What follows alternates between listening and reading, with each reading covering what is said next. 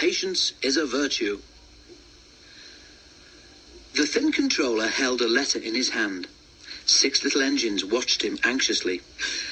"Do you remember Tally Clin, your twin?" he asked Scarloy. "He is ill, so his controller is short of an engine. Now, I can't spare anyone until Duke is mended, but I want to suggest to him that one of us—" "Oh, sir, please, sir," cried the engines excitedly. The thin controller held his ears. "You can't all go," he laughed.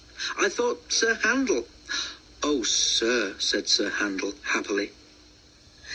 A few days later, Duke was taken to the works. Sir Handel's excitement grew. "I hope he comes back quickly," he said to anyone who would listen. "Don't be so impatient," his driver laughed. "There's a lot to be done. Your repairs took a long time, remember, and Duke is older than you." The weeks passed, and still Duke didn't come back. Sir Handel became more and more impatient. One day he was waiting at the bottom station when Gordon arrived.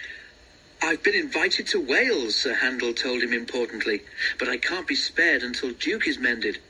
"Quite right," said Gordon. "It's a great responsibility being indispensable." "Gordon says I'm, insensible," Sir Handel boasted to the others. They were amused, but not impressed. Summer came and crowds of visitors came to the railway. Sometimes extra coaches were needed to carry them all. One day, Sir Handel's train was fuller than ever. When he reached the top station, he was exhausted. An enormous crowd of people was waiting on the platform for the last train home. "They must have come on earlier trains and stayed to picnic by the lake," said the fireman. "Never mind, we'll manage. It's all downhill now." But at the station near the waterfall, the platform was full too.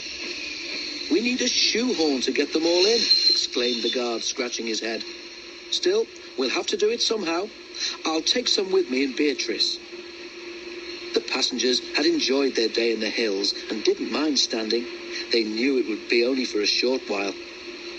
The guard always checked tickets at the station by the waterfall. Today it was a long job, and before he had half finished, Sir Handel was growing impatient. "An insensible engine like me shouldn't keep Henry waiting," he fumed.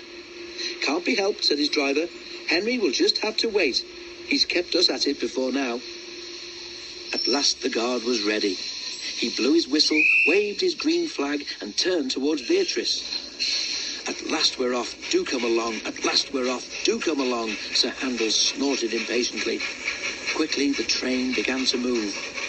The guard tried to get into Beatrice, but her doorway was blocked by passengers. By the time they'd moved to let him in, the train was out of the station, and the guard was left standing on the platform. Beatrice tried to stop, but there was no one to put her brakes on.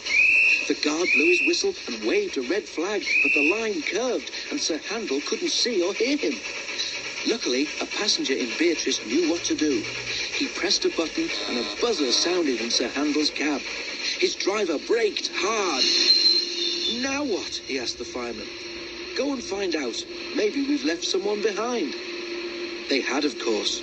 They soon discovered who. Passengers helped the guard into Beatrice, and after a fast run, the train reached the terminus at the same time as Henry. Sir Handel stopped with a sigh of relief. The guard came to see him.